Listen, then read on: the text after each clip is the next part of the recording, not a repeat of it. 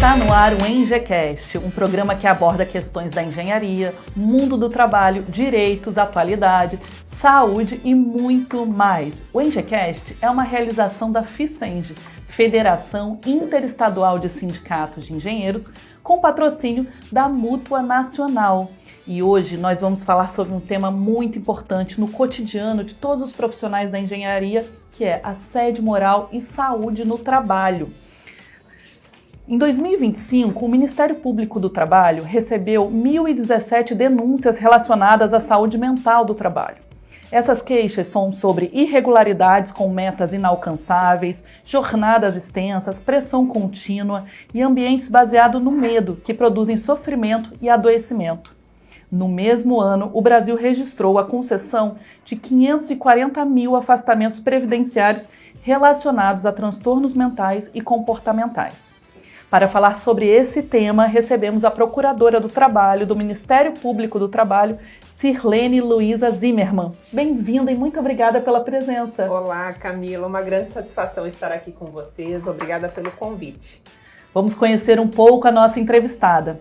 Ela é procuradora do Ministério Público do Trabalho desde 2016, gerente do Projeto Estratégico Nacional do Ministério Público do Trabalho Saúde Mental no Trabalho, mestra em Direito Ambiental pela Universidade de Caxias do Sul, membro integrante do Grupo de Estudo do Observatório do Trabalho e da Classe Trabalhadora no Instituto de Estudos Avançados da Universidade de São Paulo, foi procuradora federal da Advocacia Geral da União de 2007 a 2016, coordenadora da Coordenadoria Nacional de Defesa do Meio Ambiente do Trabalho e da Saúde do Trabalhador e da Trabalhadora e coordenadora da Comissão Permanente do MPT de acompanhamento de processo de elaboração e revisão das normas regulamentadoras de 2023 a 2025. Que perfil é esse, hein, doutora Sirlene?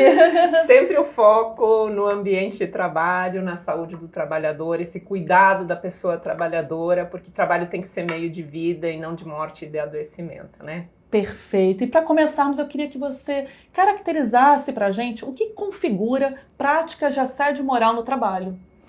O assédio moral, ele precisa ser compreendido como um elemento decorrente dessa organização, desse processo de trabalho, da forma como a gestão se organiza. Então, quando a gente define o assédio moral como aquelas práticas constrangedoras, humilhantes, que expõem o trabalhador a uma situação vexatória, isso decorre da forma como o trabalho é organizado. Então, um dos elementos centrais nas nossas investigações é evitar apenas centrar a questão do assédio na figura do assediador, mas olhar para esse ambiente de trabalho e compreender por que essa organização do trabalho permite que alguém pratique o assédio.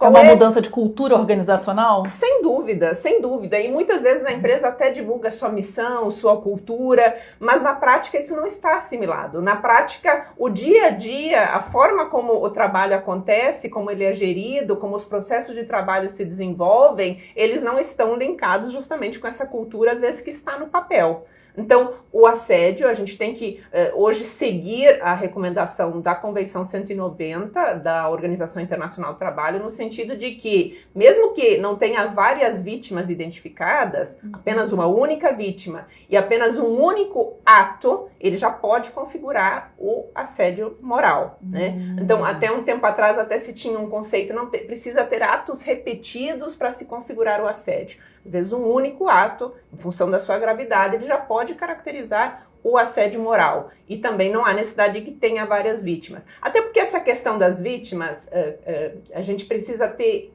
o olhar pensando na questão. Às vezes, uma vítima é aquela que está diretamente exposta. Mas todos os trabalhadores daquele ambiente que presenciam aquelas práticas de assédio, na prática elas são vítimas indiretas, porque elas sabem que em algum momento elas podem estar expostas àquela mesma condição. E às vezes isso causa um sofrimento tamanho que até a questão do adoecimento pode aparecer primeiro numa dessas vítimas indiretas do que naquela vítima direta. Então, essa questão de ter uma vítima ou várias vítimas também é muito sensível, porque a gente precisa olhar sobre esse aspecto do coletivo exposto àquelas situações.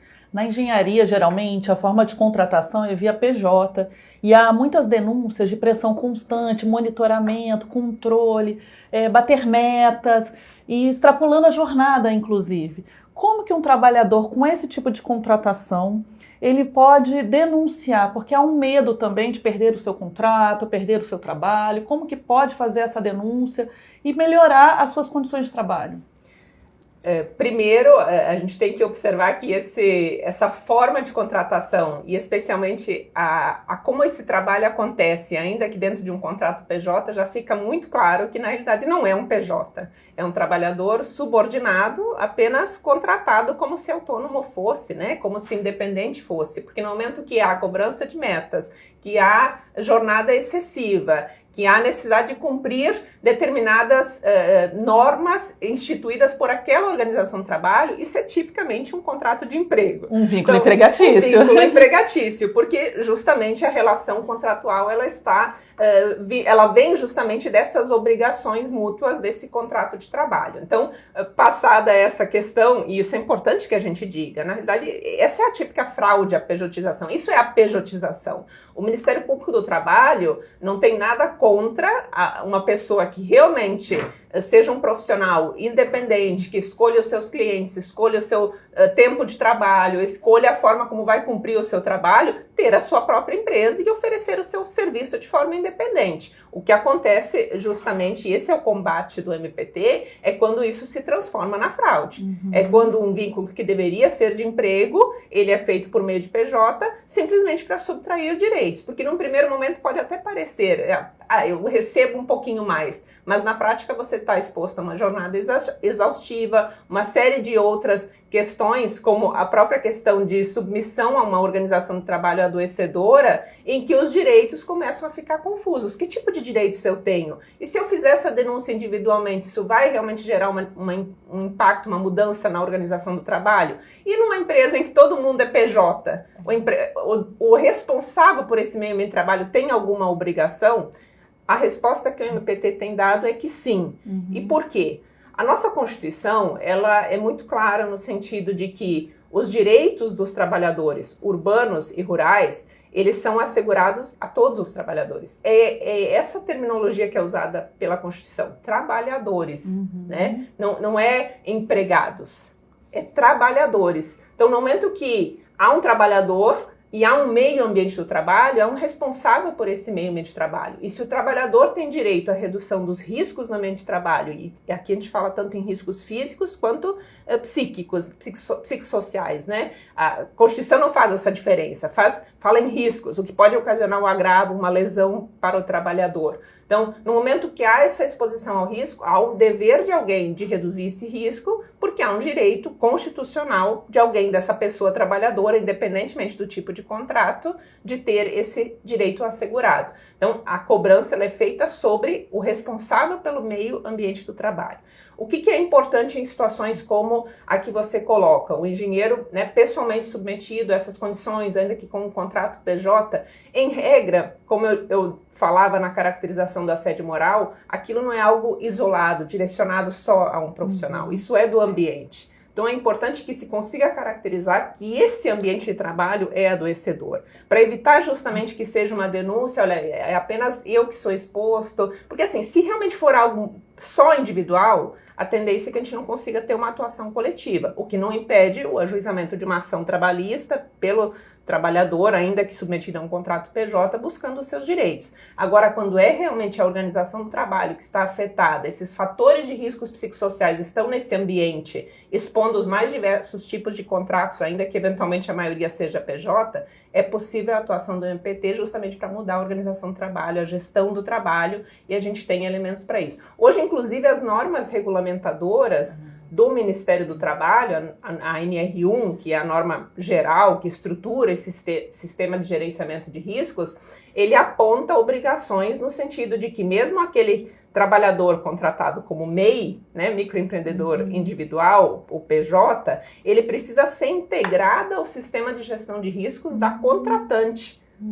ou seja, do responsável pelo meio ambiente do trabalho. Então é preciso que o programa de gerenciamento de riscos, ele preveja o trabalho desse MEI, desse PJ e as medidas de prevenção a partir dos riscos que se identifiquem nessa atividade dele. E a partir de agora, todas as empresas terão obrigação de implementar esse programa de gerenciamento de riscos psicossociais, né? O que a NR1 estabelece é uma obrigatoriedade das empresas terem o programa de gerenciamento de riscos ocupacionais. Dentro desses riscos ocupacionais, a gente tem todas as situações de risco, exatamente o que prevê a Constituição. É o dever de redução dos riscos. O que acontecia? Isso era notório. Era as empresas ignorarem os riscos psicossociais. Então, o que aconteceu em 2024, quando teve uma atualização da NR1, foi incluir de forma expressa de que esses riscos ocupacionais que precisam ser gerenciados e prevenidos incluem os riscos psicossociais, de modo que não se tenha um foco só naquele ambiente físico, né? O risco físico, químico, biológico, o risco de acidente, aquele trauma, aquilo que se vê. Se consiga olhar também para esses riscos que a gente sabe, geralmente são invisibilizados, né? Esses riscos psicossociais. Então é preciso que o gerenciamento alcance também esses riscos psicossociais. Há uma previsão no sentido de que as micro e pequenas empresas com grau de risco 1 e 2, baixo grau de risco, elas não precisam implementar o Programa de Gerenciamento de Riscos, o PGR, mas elas são obrigadas a implementar uma avaliação ergonômica do trabalho, e aí isso remete à NR 17, a norma regulamentadora 17 de ergonomia, sendo que essa norma de ergonomia, ela alcança justamente a organização do trabalho, para olhar sobre o ritmo de trabalho, jornada de trabalho, os impactos na cognição do trabalhador a partir de como esse trabalho é organizado, e essa AEP, essa avaliação ergonômica preliminar, ela é obrigatória para todas as empresas, independentemente do grau do risco, de porte, todas as empresas são obrigadas a realizar. A gente vive numa sociedade que naturaliza o cansaço, as doenças, e muitas vezes os trabalhadores não conseguem compreender que há sinais de adoecimento naquele ambiente de trabalho. Quais são os sinais que precisamos ficar atentos de adoecimento no ambiente de trabalho? Em oitiva de trabalhadores submetidos muitas vezes a essa organização do trabalho que causa esse sofrimento, esse adoecimento, um relato que é bastante frequente justamente está voltado à ideia de que quando eu estou chegando no trabalho, eu tenho taquicardia, eu tenho sudorese, só de pensar que eu preciso estar naquele ambiente de trabalho. Isso, evidentemente, que quando esses sintomas se apresentam dessa forma, já se chegou num estágio avançado. Porque no primeiro momento, o que se tem é um incômodo com aquela situação. É aquele silenciamento, muitas vezes imposto, pela forma como a organização do trabalho está instituída. Há muitas empresas que possuem, por exemplo, os famosos canais de denúncia, né? De assédio, de discriminação, né? Você pode fazer a denúncia e tudo mais, só que no fim a denúncia nunca dá em nada. O que transmite uma mensagem para aquele trabalhador e que diz, bom, não adianta denunciar porque no final não vai dar em nada. Então, um canal de denúncia, para ele ser efetivo, ele precisa, primeiro, assegurar a questão do sigilo, porque em inúmeras investigações já identificamos situações em que a denúncia acaba se espalhando para toda a empresa, todo mundo sabe quem fez a denúncia, quem foi o denunciado, ou seja, já não é um canal que vai funcionar, que realmente possa mudar aquela organização do trabalho. Então é preciso assegurar esse sigilo, é preciso assegurar tempo de resposta. Não pode ser feita uma denúncia e não se sabe quando ela vai ser solucionada. É preciso ter compromisso da empresa de que vai ser tratado em 30, em 60 dias e que vai se ter uma resposta. E é preciso que ao final o resultado seja comunicado às pessoas envolvidas. Aquele que fez a denúncia, ele precisa saber qual é o encaminhamento. E muitas vezes o que acontece é justamente uma tentativa ali de acobertar, não, mas é uma chefia que entrega. Né? É uma chefia a produtividade acima. A produtividade, mas muitas vezes ela entrega em que condições? Justamente submetendo os trabalhadores a situações de assédio, humilhação, e muitas vezes se transforma numa grande corrente de alta tensão, porque às vezes a chefia está doente também, às vezes ela está liderando doente também, e com certeza as decisões que ela vai tomar não são as melhores. Em algum momento, ainda que às vezes pontualmente parece que está entregando, parece que a produtividade está elevada, em algum momento a organização vai sentir o impacto disso e hoje cada vez mais um impacto reputacional também, porque quando situações como essas né, chegam à mídia, às vezes até levando a situações de suicídio relacionado ao trabalho, que infelizmente os casos também têm aumentado, inclusive com previsão expressa na lista de doenças relacionadas ao trabalho como consequência desses fatores de riscos psicossociais relacionados ao trabalho, sem dúvida a reputação da empresa acaba sendo extremamente impactada. Então é preciso que ela tenha esse olhar sobre o todo. Será que é interessante, né, sempre essa pressão? Será que isso realmente importa para a empresa? Isso é algo que a empresa quer? Né? Então é preciso ter esse olhar. Às vezes pontualmente parece que é bom, mas em regra, no longo prazo não se sustenta. Tá. E nós estamos no Abril Verde, né, de saúde e segurança do trabalho. Inclusive, estamos aqui com umas histórias em quadrinhos do Ministério Público do Trabalho sobre o Abril Verde. Depois nós vamos disponibilizar no nosso site também. E com as histórias em quadrinhos da engenheira Eugênia, que fala sobre os direitos trabalhistas e sociais. E aí, aproveitando esse tema do Abril Verde, eu vi que o Ministério Público do Trabalho está falando sobre as mudanças climáticas e a saúde do trabalhador. O que tem a ver as mudanças climáticas com a saúde? O tema das mudanças climáticas, ele tem estado na pauta do dia no âmbito do Ministério Público do Trabalho, especialmente depois dos acontecimentos que assolaram o estado do Rio Grande do Sul, das enchentes no ano de 2024, porque a partir dali se identificaram uma série de situações que era necessário ver com antecedência, era necessário ter programas que previssem e se preparassem no âmbito das empresas para enfrentar esse tipo de situação. Assim como existem programas de emergências para determinados tipos de atividades, um trabalho em altura, um trabalho confinado, por exemplo, essa situação dos impactos ambientais que podem gerar, às vezes, acidentes ampliados, situações de grande gravidade no ambiente da empresa, elas precisam ser previamente planejadas para justamente não chegar numa situação de alagamento, de temperaturas extremas, de ondas de calor cada vez mais frequentes, infelizmente, e a empresa não sabe o que fazer ou continua expondo os trabalhadores àquela situação de risco.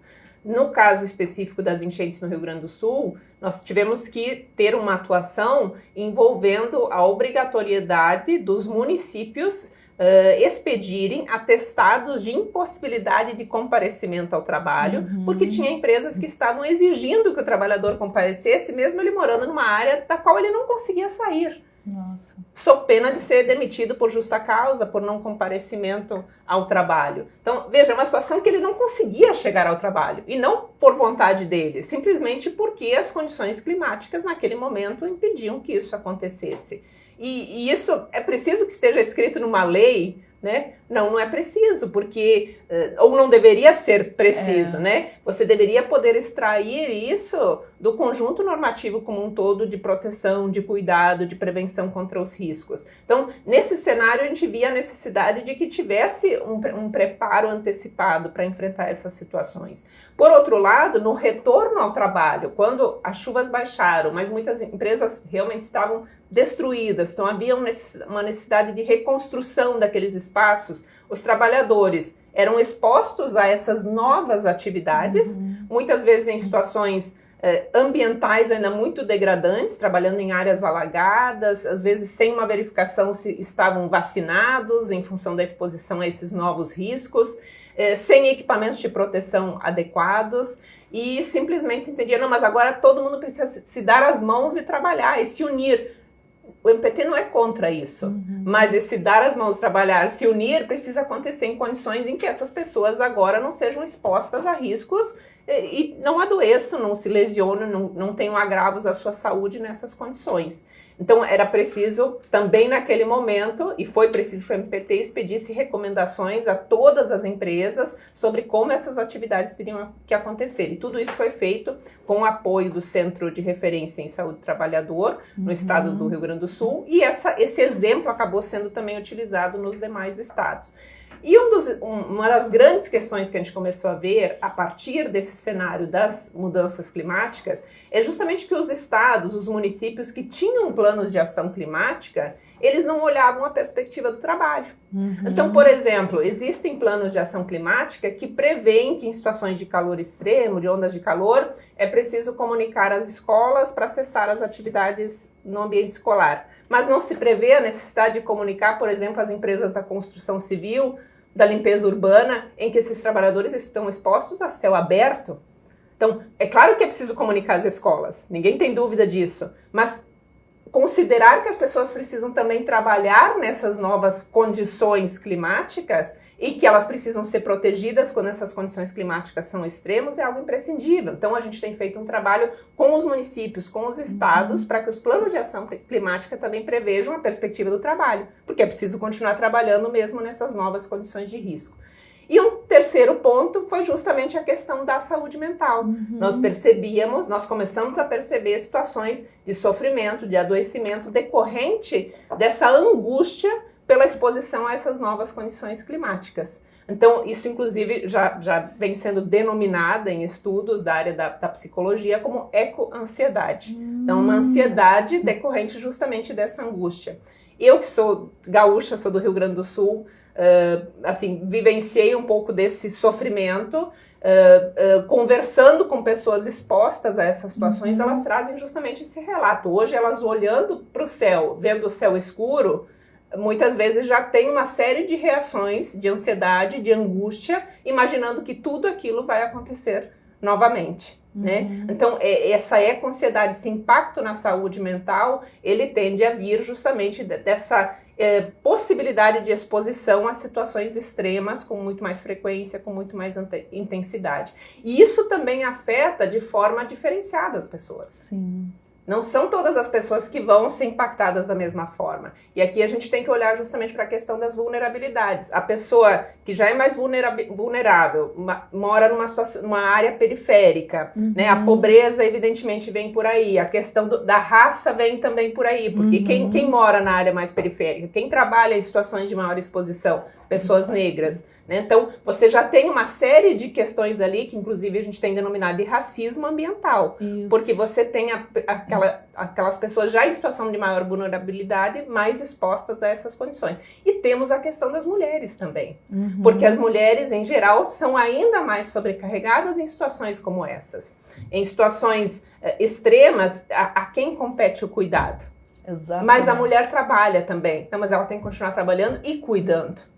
E muitas vezes é a que tem que deixar o trabalho, às vezes é a que perde o emprego, ou às vezes fica numa posição de trabalho mais precária porque tem a obrigação do cuidado. Então, uma série de questões aqui que a gente vai abrindo muitos caminhos, né? Muitas questões que precisam ser debatidas, mas que precisam ser pensadas justamente porque a gente precisa assegurar, mesmo nessas novas condições, que o trabalho seja exercido com dignidade. E fiquei aqui pensando, diante desse contexto de emergência climática, o que os sindicatos podem fazer, então, para apoiar a saúde e a segurança do trabalhador nesse sentido? Uma das questões que tem sido estimuladas é justamente que os sindicatos também se apropriem dessa pauta, tanto a das mudanças climáticas quanto a da saúde mental, que são hoje grandes temas, né, nessa questão da saúde e segurança no trabalho, e levem essas pautas para as negociações coletivas também. Então, nós já temos aí históricos de sindicatos que têm conseguido incluir cláusulas em suas convenções coletivas, acordos coletivos de trabalho, prevendo obrigações específicas das empresas com relação a esses temas. Então, observando justamente as particularidades daquela categoria, como elas são mais afetadas. E aí o instrumento coletivo de trabalho cria obrigações específicas com relação a isso. É claro que as cláusulas, a gente sabe que as cláusulas envolvendo a questão financeira, econômica, são as mais comuns nessas negociações, mas é preciso olhar para além disso. O potencial que os sindicatos têm, que a Constituição conferiu em termos, né, de possibilidade de atuação para os sindicatos, é para ir além disso. No ano passado, durante a COP30, o Ministério Público do Trabalho esteve na COP justamente para levar a questão do trabalho impactado pelas mudanças climáticas. E numa das mesas que estávamos discutindo lá, nós tínhamos a representação dos trabalhadores da construção civil e o presidente do sindicato relatando que eles tiveram que fazer uma greve porque as empresas não estavam concordando com o aumento do vale alimentação. Eu disse, o que eu gostaria mesmo é que vocês tivessem me dito que vocês fizeram uma greve porque vocês estavam discutindo, querendo incluir cláusulas, por exemplo, desse impacto das mudanças climáticas, que certamente é uma categoria muito impactada, e as empresas não estavam concordando. Mas veja como a gente ainda precisa avançar muito, né? Porque o básico não tem sido concedido. Mas mesmo assim a gente não pode desistir. Então, assim, estimular que a negociação coletiva chegue nesse aspecto, né, desses aspectos de questões de grande interesse e que impactam a saúde, a vida das pessoas, isso é imprescindível. Então, a gente tem estimulado isso, já tem alguns precedentes nesse sentido. Aqui no Rio de Janeiro, recentemente, a convenção coletiva da categoria dos vigilantes, da segurança, né, privada, também incluiu cláusulas estimuladas a partir de uma mediação feita no Ministério Público do Trabalho sobre a proteção em razão da exposição às mudanças climáticas, temperaturas extremas. Então, a gente tem avançado. Às vezes são pequenos passos, mas daqui a pouco vai se transformando em exemplo e outras categorias vão chegando lá também. Não podemos desistir. E o sindicato tem muito potencial para isso. E que exemplos de cláusulas podem ser inseridas nas negociações, por exemplo? Especificamente na questão da saúde mental no trabalho, a importância de que o gerenciamento de riscos olhe para essas condições de trabalho. Muitas vezes existe até uma confusão em função da desassistência que os trabalhadores que adoecem mentalmente sofrem, que o sindicato ou mesmo a própria empresa diz, se eu colocar um psicólogo à disposição 24 horas por dia, eu vou estar assegurando saúde mental no trabalho. E aí a pergunta que, enquanto MPT, a gente faz, o que tem de tão ruim nesse trabalho que o trabalhador vai precisar de um psicólogo 24 horas por dia, 7 dias por semana, né? Porque algo deve estar muito ruim, né? Então, quando a empresa, não, mas é que os trabalhadores ficam estressados, ficam sobrecarregados, sim, mas então vamos olhar para a causa desse estresse, dessa sobrecarga. E é sobre isso que a gente precisa trabalhar. Então, a psicologia, ela, por exemplo, é muito importante dentro desse olhar da psicologia organizacional do trabalho, que é uma das áreas de estudo da psicologia. Então, por exemplo, uma cláusula que preveja que a empresa tenha, dentro do seu serviço de engenharia e medicina do trabalho, profissionais da psicologia organizacional do trabalho, que possam justamente atuar sobre essa organização do trabalho e, a partir daí, pensar em mudanças nessa organização para evitar o adoecimento de trabalhadores, é algo que seria fantástico. Em termos de mudanças climáticas, a questão de ter refúgios climáticos, quando se tem trabalho a céu aberto, ou seja, espaços em que a pessoa possa se hidratar, possa se recompor psicofisiologicamente, porque às vezes não é só a questão de ter a água à disposição. Tem muito trabalhador levando seu galão de 5 litros de água quente durante o dia, só que exposto em temperaturas extremas, muitas vezes a desidratação pode acontecer porque precisa ter reposição de sais minerais. Então, ter um olhar sobre essas questões de que essa proteção ela vai muito além do básico. A questão de equipamentos de proteção, às vezes, entrega um chapéu e é suficiente? Às vezes não é suficiente. Ter a proteção de um protetor solar ou ter roupas que não sejam tão quentes, às vezes até pela cor ou pelo tipo de tecido, ter uma previsão expressa de cláusula sobre o tipo de uniforme, qual tecido, que cor que ele vai ser fornecido, são aspectos que podem ajudar nessa questão da proteção e que podem ser negociados dentro de uma convenção coletiva. Perfeito, excelente. E agora eu tenho algumas perguntas, um ping-pong rápido. É ou não assédio? São dúvidas da engenharia. Excesso de mensagem, pressão por resposta imediata e urgência permanente, mesmo o trabalho não tendo esse caráter. É assédio? Com certeza, porque você tem uma situação de constrangimento constante, de exposição constante, e às vezes a gente tem que voltar lá para a primeira pergunta. Viu que nunca é tão rápido. O assédio, ele vem dentro desse contexto maior de fatores de riscos psicossociais relacionados ao trabalho. Pode se caracterizar como um assédio ou não, às vezes a pergunta pode ficar até complexa de responder, mas que com certeza metas, pressão constante, impossibilidade de desconexão, mensagens a qualquer hora do dia, da semana, isso são fatores de riscos psicossociais relacionados ao trabalho que tendem justamente a levar a esse adoecimento mental. Controle, monitoramento e vigilância constantes no trabalho. É assédio? É assédio, mas é sobretudo um fator de risco psicossocial relacionado ao trabalho. Pedir para os trabalhadores não conversarem é assédio? É uma situação que envolve justamente as relações de trabalho, né? A depender do tipo de atividade que é executada, às vezes o não conversar durante a execução da atividade pode ser necessário porque é um trabalho que exige concentração. Então, é difícil você responder sem observar a condição do trabalho no caso concreto. Agora, durante os períodos de descanso, né, e aí você não pode conversar com seus colegas, porque às vezes já é aquela ideia, não, se um conversar com o outro, já gera ali um empoderamento coletivo, mas está acontecendo comigo, com o outro também, vamos fazer uma denúncia, vamos fazer uma mudança aqui. Quando essa questão de não conversar é justamente para evitar as relações sociais e evitar até mesmo a luta de classes, né, o fortalecimento para a luta de classes, pode se caracterizar uma situação de assédio, sim. Controlar o café e limitar ou restringir o uso do banheiro é assédio?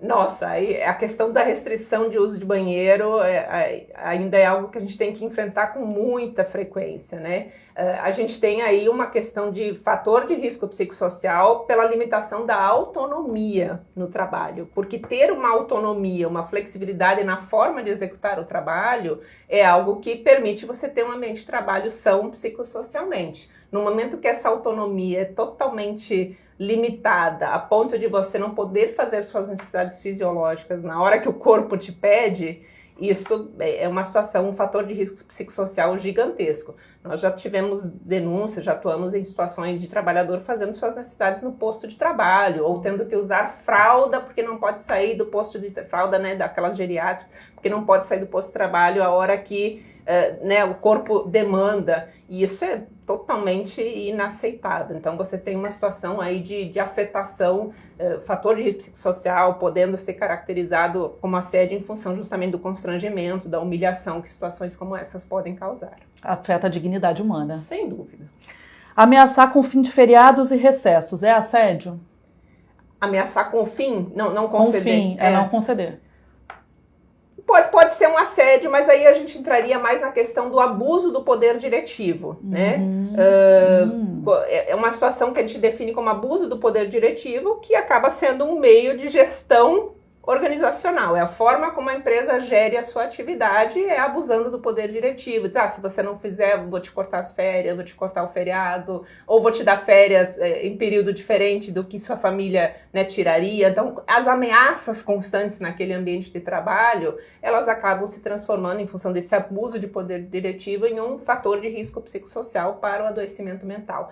É importante aqui que a gente lembre que assédio moral é um fator de risco psicossocial relacionado ao trabalho. O Ministério da Saúde publicou, no final de 2023, a atualização da lista de doenças relacionadas ao trabalho. Essa lista de doenças relacionadas ao trabalho, além de elencar todas as possíveis doenças, agravos que podem ter relação com o trabalho, ela relaciona essas possíveis doenças, agravos, com os fatores ou agentes de risco existentes no ambiente de trabalho. Assédio moral, por exemplo, está conectado a quase 60 situações de agravo, 60 situações de agravos ou doenças naquele ambiente de trabalho, que podem ser inclusive situações envolvendo infarto, problemas neurológicos, burnout, suicídio. São situações relacionadas em razão dessa lista, que é uma norma, dentro das normas permitidas, né, no âmbito da Constituição, uma norma do Ministério da Saúde, e que aponta a relação com o trabalho. Então, no momento que você tem situações como essas ocorrendo nesse ambiente, em que o assédio é uma delas, a gestão organizacional é outra, a forma como as relações de trabalho se dão, o risco de morte ou trauma no trabalho. Então, no momento que você está numa situação de risco no ambiente cotidiano, porque, por exemplo, uma máquina não tem uma proteção adequada e a qualquer momento você pode perder o braço nessa máquina, ou porque alguém já se acidentou e já morreu nessa máquina e a empresa não implementou medidas de prevenção para mudar aquele ambiente de trabalho, aquilo gera uma situação de sofrimento que pode levar a um adoecimento mental, porque é um risco de morte e trauma constante naquele ambiente de trabalho. Então é preciso que a gente tenha essa visão ampliada justamente sobre todos esses fatores de riscos psicossociais e que nem sempre levam só ao adoecimento mental, podem levar também a esses problemas psicossomáticos. Um infarto pode ter relação com um fator de risco no ambiente de trabalho. Justamente a situação do assédio, do abuso do poder diretivo, a pessoa não fala, silencia, né? E aquilo pode eventualmente levar a esses aspectos, esses problemas psicossomáticos. Então a pessoa, a princípio, não tem uma depressão, uma ansiedade, mas pode infartar em função disso. Exatamente. E o que é o burnout? A gente vê muito a mídia falando, a gente vê os TikToks, né? Mas a gente tem que tratar com seriedade, então... Com certeza. Uma das questões até que tem nos preocupado sobre essa questão é que, às vezes, profissionais, pessoas que passaram por situações de esgotamento profissional, que é o burnout, se transformarem em especialistas no tema. Uhum. Especialistas quanto ao sofrimento pelas quais elas passaram, eu tenho certeza que elas têm lugar de fala. Agora, esses profissionais serem os profissionais que vão ensinar a implementar a NR1, aí eu acho que a gente já deu um passo que não é o que a norma prevê. Então, o que é o burnout? O burnout é a situação do esgotamento profissional, ou seja, você, a partir de uma determinada situação de trabalho que era tão intenso, que te exigia tanto, você parece que vira a chave de tal maneira que você não consegue mais executar esse trabalho, não consegue mais se concentrar, começa a ficar até alheio à situação das necessidades dos clientes, dos colegas de trabalho, tudo isso porque é uma tentativa do corpo se desligar. O burnout mais da queima, né? Ele queimou, né? Então, e de alguma forma o corpo tenta responder, tentando fazer esse desligamento. Né, esse desligamento, você não está fazendo, né, porque está compreendendo que isso é, então o corpo vai desligar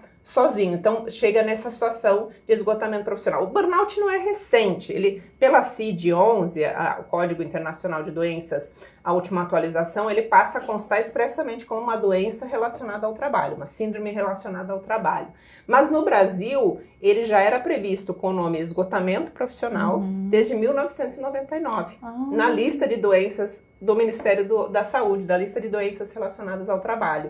Então, na realidade, no Brasil já se tinha essa visão justamente dessa possibilidade de se chegar numa situação de esgotamento profissional. Então, o burnout com esse nome, né, ele está na lista, está na CID-11, mas no Brasil ele já era reconhecido muito antes disso. Em geral, a literatura nos traz, é que ele afeta muito aqueles trabalhadores extremamente dedicados ao trabalho, né? Que acabam muitas vezes transformando a sua vida no próprio trabalho e ela se confunde de tal maneira que não consegue mais separar, né? E quando você não tem outras formas mais de aliviar as suas tensões, né? Porque a sua vida é o trabalho, há um risco maior de se chegar nessa situação do esgotamento profissional. Excelente. E aí a gente também recebe muitas questões, a engenharia é majoritariamente masculina, mas a gente tem as questões de gênero envolvidas, muitas mulheres engenheiras reclamando tanto dos assédios sexuais, moral, nos canteiros de obras, no campo, e também impedimento de levar filho ao médico, de acessar direitos. Como que as mulheres engenheiras podem pensar sobre isso e como os sindicatos também podem incluir cláusulas específicas de gênero? A questão de gênero, ela tem tido um olhar cada vez maior, porque justamente se tem reconhecido essa necessidade de que os direitos eles sejam assegurados com perspectiva de gênero. A própria questão da saúde mental, dos fatores de riscos psicossociais relacionados ao trabalho, eles são enfrentados de forma diferente entre homens e mulheres. Alguns riscos podem até ser iguais, né? Mas na hora da afetação, e quando você dá um exemplo da mulher ser impedida de ter alguma folga, um horário mais flexível para levar os filhos para um médico, você tem justamente uma situação que impacta mais as mulheres. Porque ainda que tenha um pai naquela relação, no fim das contas a obrigação recai sobre a mãe. Então, a mãe ter uma possibilidade de ter um horário mais flexível, as mulheres terem um horário mais flexível para poder fazer esse tipo de atividade, é algo que, em regra, ainda mais nessa atividade da engenharia, na atividade de vocês, não prejudicaria a execução do trabalho, porque ele conseguiria ser organizado, ainda que se tivesse essa flexibilidade, e ao mesmo tempo você asseguraria uma tranquilidade maior na possibilidade de executar evitar essa necessidade de dupla presença. Eu tenho até gostado dessa terminologia, muito se fala em dupla jornada, tripla jornada, quando na prática não é só uma questão de jornada, porque as jornadas, elas não se desconectam assim tão facilmente, não é porque agora eu estou aqui que eu não estou pensando nas necessidades, eventualmente, do meu filho. Então, é a questão da presença, é a presença ainda aqui em pensamento sobre aquilo que eu preciso organizar para que a vida na minha casa, a vida do meu filho funcione bem. Né? Então, a gente precisa ter esse olhar justamente sobre necessidades distintas. O próprio judiciário hoje já tem um protocolo de julgamento com perspectiva de gênero, justamente para que em situações, por exemplo, de assédio sexual, não se revitimize aquela pessoa exposta àquela situação. Se ela foi ouvida uma vez sobre aquela situação, por que você tem que ser ouvida em uma outra situação, em mais uma terceira situação? Por que ela precisa ser questionada quanto à palavra dela? Então, esse ponto tem sido muito colocado, assim, mesmo que ela seja a única pessoa exposta, em regra, numa situação de assédio sexual, ela vai ser a única pessoa exposta, a palavra dela tem que ter valor. Então, o protocolo de julgamento com perspectiva de gênero, ele já traz diretrizes nesse sentido para todo o judiciário. E é possível que nas negociações coletivas se comece a ter cláusulas também que tenham esse olhar para a perspectiva de gênero. Quais são as necessidades próprias das trabalhadoras mulheres nessa categoria, né? O que a gente pode levar para essa pauta de negociação? Mas, sobretudo, ter as mulheres presentes nesse debate. Exato. Não é ter os homens discutindo o que é bom para as mulheres ou não, é ter as mulheres presentes na diretoria do sindicato também, quem sabe ter uma comissão de mulheres, elas prepararem a sua pauta, porque várias são as necessidades. Né? Se a gente puder elencar aqui, a gente vai passar o dia elencando, mas quais são as prioritárias, né, para a categoria? Então, ter a presença delas no debate, ter o lugar de fala garantido é onde a gente vai chegar nos melhores resultados. Perfeito! Chegou a hora do quadro Engenharia Também é Cultura, em que nós vamos pedir dicas para você, doutora Sirlene, de cultura. Pode ser uma música, uma série, um filme, o que você quiser.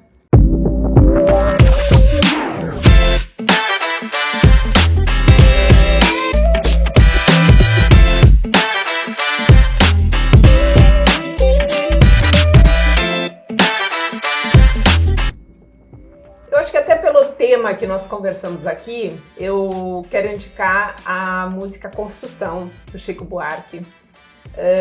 Essa música, ela me toca muito, especialmente porque ela traz um cenário em que a gente vê que não há legislação que basta quando a gente não tem humanidade.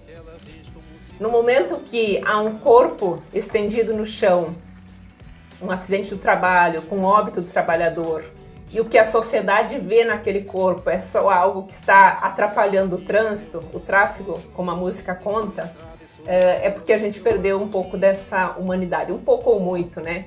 E o que a gente precisa, especialmente quando a gente está falando em novos riscos, novas ameaças, eu não diria novos direitos, porque o direito à saúde no ambiente de trabalho, a dignidade no ambiente de trabalho, ele é constitucional, ele está garantido, mas a forma como ele precisa ser preservado, especialmente em função desses riscos decorrentes das novas organizações do trabalho, especialmente da precarização do trabalho, a gente precisa ter um olhar com mais cuidado. E isso precisa vir, sobretudo, da humanidade, porque leis a gente tem o suficiente. O que a gente tem em termos de leis é o suficiente. Agora a gente precisa ter um olhar com mais respeito, saber que a gente está lidando com pessoas, com seres humanos que precisam ter assegurado esse direito à sua dignidade. Perfeito. Acho que a gente vive numa sociedade capitalista, neoliberal, que estimula essa desumanização e também quer acabar com os vínculos de solidariedade, de comunidade, né, entre os trabalhadores. E aí eu te pergunto, para a gente caminhar para o nosso encerramento, que conselho você daria para um trabalhador, uma trabalhadora que está sofrendo assédio, abusos no ambiente de trabalho? Olha, é um conselho difícil dar, porque às vezes a pessoa já está numa situação de tamanho sofrimento, né?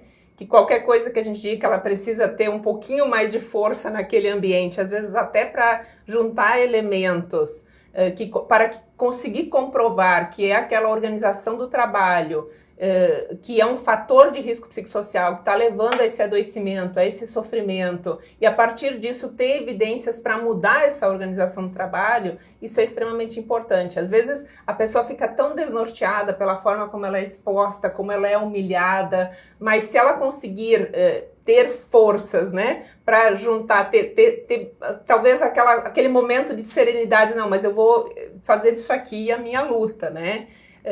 Vou juntar evidências, vou guardar e-mails, vou guardar mensagem de WhatsApp, vou guardar áudios que me foram mandados. A ideia não é simplesmente apenas de expor aquela situação, mas de expor para mudá-la. E às vezes a gente ter essas evidências já pré-preparadas dentro de uma investigação é extremamente relevante. Muitas vezes nós recebemos as denúncias no MPT, às vezes só com a descrição, na empresa acontece assédio moral. É muito difícil fazer uma investigação apenas com isso. A gente precisa ter a descrição de quais são os fatos que acontecem no dia a dia e às vezes até já acrescentados dessas evidências, a forma como os e-mails são divulgados, às vezes um cartaz em que se faz divulgação de rankings, né, humilhando aquele trabalhador que não cumpriu, colocando as pessoas em situações vexatórias de humilhação durante uma reunião, um feedback mal dado, né, porque é dado em público. Então esse tipo de evidência, e que não dependa só também do testemunho das pessoas expostas, porque muitas vezes a pessoa não quer testemunhar com medo de perder o emprego, com medo de não conseguir outra colocação. Então, quando tiver essas evidências materiais, o passo para se conseguir fazer essa mudança na organização do trabalho, ele fica mais facilitado. Então, ainda que seja muito difícil dizer, né, tenha um pouquinho mais de força, um pouquinho de serenidade, mas é necessário para a gente conseguir fazer essa mudança. E quando o trabalhador faz a denúncia, o sigilo é garantido, gravações contam também como evidência? Sim, as denúncias para o Ministério Público do Trabalho, elas podem ser feitas de forma nominada, se a pessoa tiver esse interesse, e algumas pessoas têm, inclusive para participar ativamente da investigação, mas podem também ser sigilosas, em que o nome do denunciante é mantido em sigilo, mas ele pode ainda assim prestar algumas informações, indicar testemunhas, trazer essas provas, ou então anônimas. E às vezes a pessoa realmente está numa situação de tamanho sofrimento, ou já foi tão exposta que ela prefere não estar nem registrada que foi ela que fez a denúncia, nem que seja só para o procurador, para a procuradora do MPT saber essa informação. Mas vídeos, gravações, dentro da investigação nesse âmbito civil, elas podem sim ser utilizadas como evidências. Em regra, elas não são as provas únicas, né? A gente acaba trazendo outras informações para esse inquérito a partir das prerrogativas investigativas que se tem, muitas vezes indo para esse ambiente de trabalho, e essa possibilidade de inspeção no ambiente de trabalho é uma das grandes ferramentas que a gente tem, porque estando naquele ambiente de trabalho a gente conversa com as pessoas, a gente observa como as relações de trabalho acontecem, e isso normalmente é feito de forma surpresa, né? A empresa não é avisada com antecedência, então a gente chega no ambiente e vê o dia a dia acontecendo, conversa com as pessoas e naturalmente muitas vezes elas acabam informando, e a gente observa as situações que vão indicar que aquela denúncia ela realmente tem, né, todo aquele fundo de verdade, que essa alteração no ambiente de trabalho precisa ser feita, precisa ser exigida da empresa. Perfeito. É que nos bastidores você me contou uma história de sindicatos que oferecem serviços psicossociais, como que os sindicatos também podem apoiar no enfrentamento ao assédio moral e também no diálogo com o próprio Ministério Público do Trabalho.